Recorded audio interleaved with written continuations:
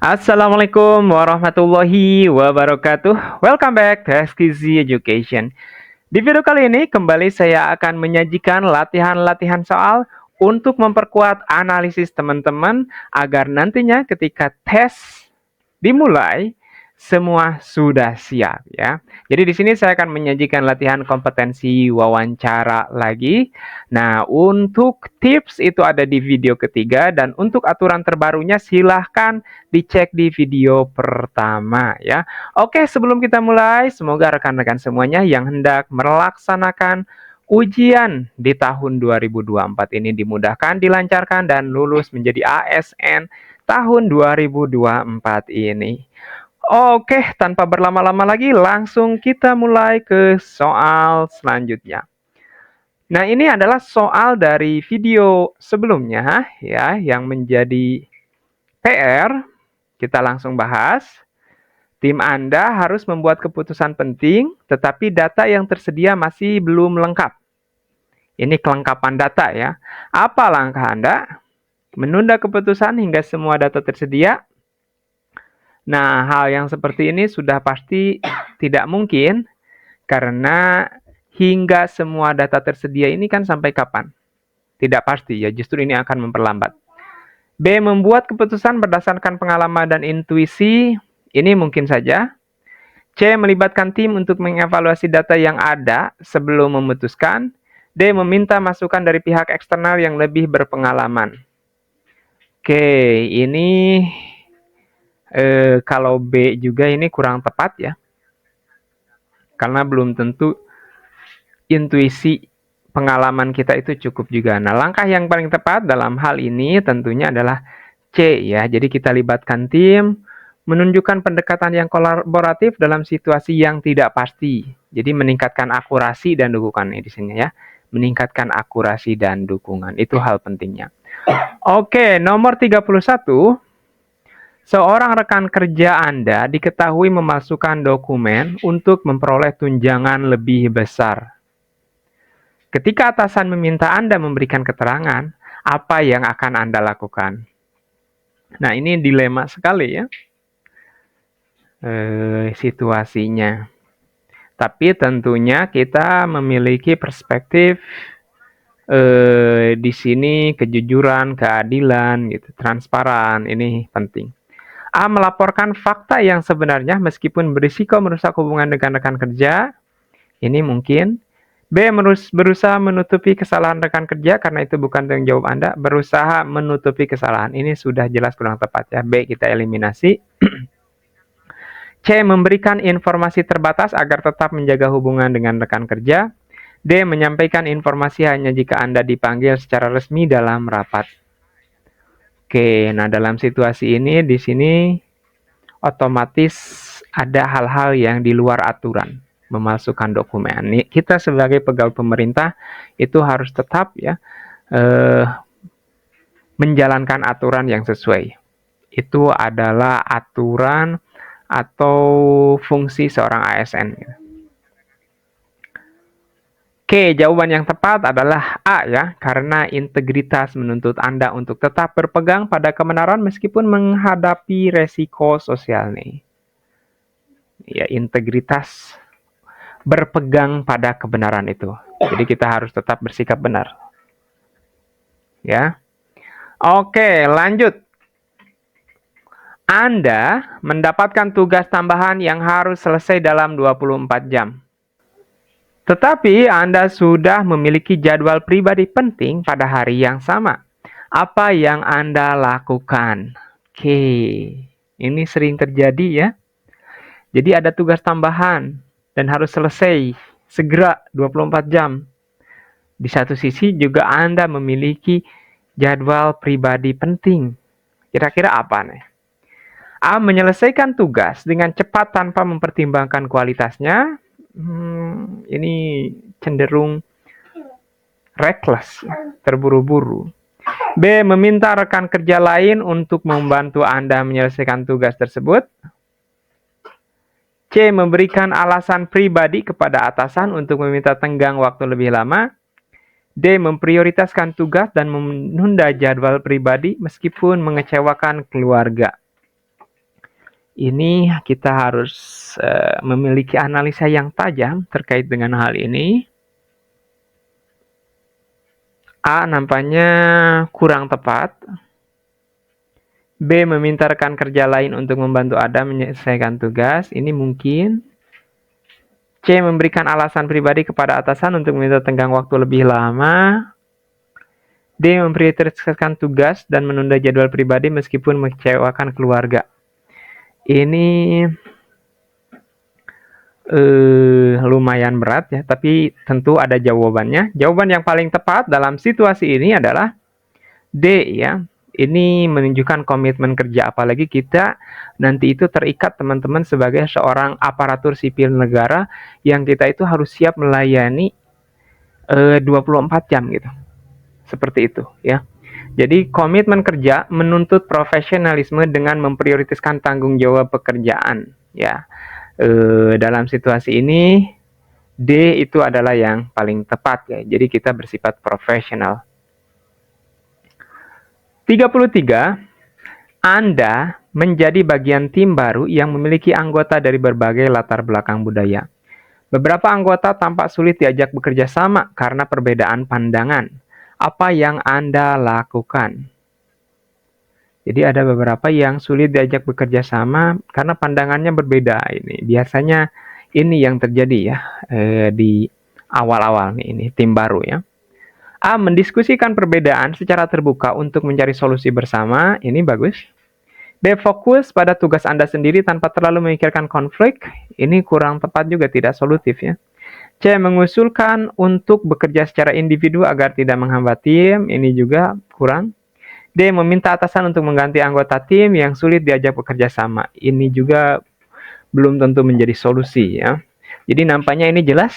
Jawaban yang paling tepat adalah A ya, mengelola konflik dengan pendekatan diskusi menunjukkan keterampilan kerjasama yang efektif. Jadi itu langkah yang paling tepat di awal-awal. Jadi kita adakan diskusi, adakan pendekatan yang humanis misalkan. Jadi nantinya karena kita ini tim bisa berkolaborasi secara terus-menerus. Itu yang paling utama di awal-awal, kita harus saling memahami. 34. Dalam sebuah rapat, seorang rekan kerja mengklaim ide yang sebenarnya berasal dari Anda. Oh, jadi ide kita itu diambil orang dan diklaim. Apa tindakan yang paling tepat? A. Menyampaikan fakta secara langsung di rapat untuk memperbaiki kesalahpahaman. B. Membiarkan situasi tersebut karena ide yang baik adalah untuk kepentingan bersama. C. Membahas masalah tersebut secara pribadi dengan rekan kerja. D. Mengajukan protes resmi kepada atasan setelah rapat selesai. Oke, ini situasinya ada yang mengklaim ide yang sebenarnya berasal dari Anda. Nah, langkah awal mungkin yang paling tepat yang harus kita lakukan, yang bisa kita lakukan adalah C ya, membahas secara pribadi, menunjukkan sikap profesional, dan menghindari konflik terbuka yang tidak produktif. Oh ini, jadi tujuannya supaya tidak ada konflik terbuka. Karena poin-poin tadi di awal itu kan lebih ke langsung konfrontasi ya. Jadi melawan langsung, itu tidak, nanti akan timbul konflik justru ya. Oke, karena tugas dan fungsi ASN itu teman-teman ingat menjadi perekat pemersatu bangsa. Yaitu tugas kita dalam situasi apapun, baik di masyarakat ataupun di tempat kerja ya. 35. Anda menerima undangan makan malam dari mitra bisnis yang sedang dalam proses tender proyek di tempat Anda bekerja. Apa tindakan Anda? Wah, ini berat. Jadi kita lagi ada tender dan mitra kita itu mengundang kita untuk makan malam. Nah, situasinya ini gimana nih? A. Menolak undangan tersebut untuk menjaga objektivitas dalam proses tender. B. Menerima undangan tetapi tetap bersikap profesional selama acara berlangsung. C. Mengikuti makan malam tetapi melaporkan kepada atasan setelahnya. D. Meminta klarifikasi kepada mitra tentang tujuan dari undangan tersebut. Oke, ini berat ya, tapi kita harus bersikap profesional ya dalam hal ini.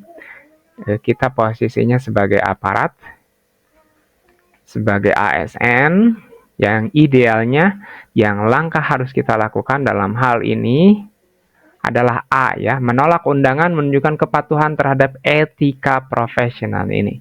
Etika profesional dan menghindari potensi konflik kepentingan. Karena mau tidak mau kalau kita sudah menghadiri undangannya otomatis itu akan ada hal-hal yang barangkali nanti takut menimbulkan adanya konflik kepentingan atau apapun itu. Jadi lebih baik kita menghindar saja. 36. Anda menemukan seorang rekan kerja menggunakan fasilitas kantor untuk urusan pribadi. Apa yang Anda lakukan? Melaporkan tindakan tersebut kepada atasan agar segera ditindaklanjuti. B. Mengingatkan rekan kerja secara pribadi untuk menggunakan fasilitas sesuai peraturan. C. Membiarkan hal tersebut karena Anda tidak ingin terlibat dalam masalah orang lain. D. Menunggu hingga ada bukti yang lebih kuat sebelum bertindak. Oke, ini situasinya rekan yang menggunakan fasilitas kantor. Melaporkannya, mengingatkan, membiarkan. Nah, ini nampaknya kurang tepatnya. D juga ini nampaknya kurang tepat nih, antara A dan B ya. Oke, langkah yang paling awal yang bisa kita lakukan yaitu B. Mengingatkan secara pribadi adalah langkah awal yang menunjukkan integritas dan empati kepada rekan kita. Ya, itu ingatkan dulu, tapi kalau kasusnya misalkan sering menggunakan, katakanlah seperti itu baru tindak selanjutnya yang harus kita lakukan. 37. Proyek penting membutuhkan waktu tambahan, tetapi sebagian besar tim tidak bersedia bekerja lembur. Apa yang Anda lakukan? Jadi ini ada proyek penting dan membutuhkan waktu tambahan, tapi teman-teman tidak mau diajak lembur nih. A. Mengambil inisiatif untuk bekerja lembur sendiri agar proyek tetap berjalan. Oh, ini jangan juga seperti itu ya. Kita profesional tapi tidak ego sendiri, nanti timbul konflik malah. B. Meyakinkan tim tentang pentingnya proyek dan mengusulkan pembagian tugas secara adil. Ini bisa jadi bagus. C. Menyampaikan kepada atasan bahwa proyek kemungkinan tidak selesai tepat waktu. Nah, ini cenderung cengeng gitu ya.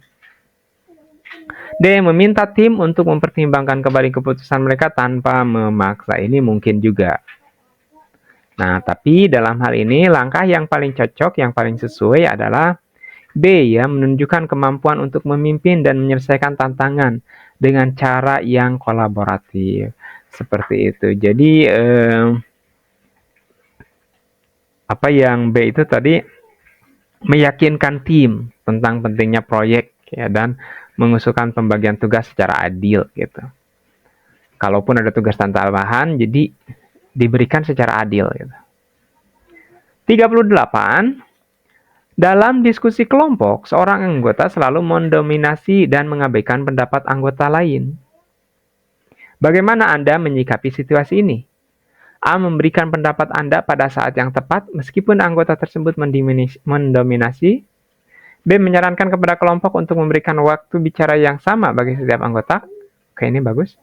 C. Menghindari konfrontasi dan membiarkan situasi berlangsung seperti itu. Ini kurang ada inisiatif ya. C. Kita eliminasi. D. Melaporkan perilaku tersebut kepada pimpinan kelompok untuk ditindaklanjuti. Ini mungkin saja bisa ya. Nah, langkah-langkah awal barang sekali yang bisa kita lakukan adalah B. Ya, kita usulkan pembagian waktu bicara menunjukkan kemampuan untuk menjaga kerjasama tim yang sehat. Jadi semua diberikan waktu yang sama untuk berbicara, itu lebih tepat. Jadi kita usulkan dulu kepada kelompok semuanya agar semua mendapat waktu yang sama. Tidak ada yang mendominasi. Lanjut di 39, seorang rekan kerja yang lebih senior sering menerima perlakuan istimewa dari atasan seperti diberi tugas yang lebih ringan. Apa tindakan Anda? Mencatat semua perlakuan istimewa tersebut untuk dilaporkan kepada atasan lebih tinggi. Oke. Berfokus pada tugas Anda sendiri tanpa memikirkan masalah orang lain. Oke. C. Mengajukan diskusi dengan atasan tentang pentingnya distribusi kerja yang adil. D. Membicarakan hal tersebut dengan rekan kerja lain untuk mencari dukungan. Nampaknya ini D kurang tepat ya. Ini nanti takutnya malah jadi konflik yang besar nih. Ini yang paling mungkin bisa dilakukan itu adalah C ya, membahas langsung dengan atasan, menunjukkan keberanian untuk menegakkan keadilan tanpa menciptakan konflik. Kita obrolkan dulu kepada atasan secara langsung gitu ya. Karena ini ingat kita harus menjalankan aturan yang sesuai gitu. Dan aturan itu tidak pandang bulu, semua sama seperti itu. Nah, dengan kita ngobrol ke atasan, harapannya dia bisa menegakkan aturan yang sesuai. Seperti itu. 40. Anda mendengar informasi rahasia proyek perusahaan dari diskusi informal rekan kerja di kantor. Apa yang Anda lakukan? Jadi Anda mendengar informasi rahasia proyek perusahaan dari diskusi informal rekan kerja di kantor. Jadi kita tahu sebuah rahasia perusahaan, tapi dari diskusi yang informal. Nah, apa yang langkah yang kita lakukan? A. Tidak menyebarluaskan informasi tersebut dan menjaga kerahasiaannya. B. Menginformasi informasi tersebut kepada atasan sebelum mengambil tindakan. C. Memberitahu rekan kerja Anda untuk lebih berhati-hati dalam bicara. D. Membagikan informasi tersebut hanya kepada tim yang terkait. Ini D kurang tepat ya, karena ini rahasia. Oke, antara A, B, dan C, kira-kira mana langkah yang paling tepat? Silahkan teman-teman ditulis di kolom komentar. Kira-kira menurut intuisi teman-teman sekalian, mana nih yang paling tepat langkahnya? Jangan khawatir, karena semua memiliki poin, minimalnya teman-teman mengambil poin 3 dan 4. Oke, barangkali itu yang bisa saya sampaikan. Semoga bermanfaat. That's all. Wassalamualaikum warahmatullahi wabarakatuh.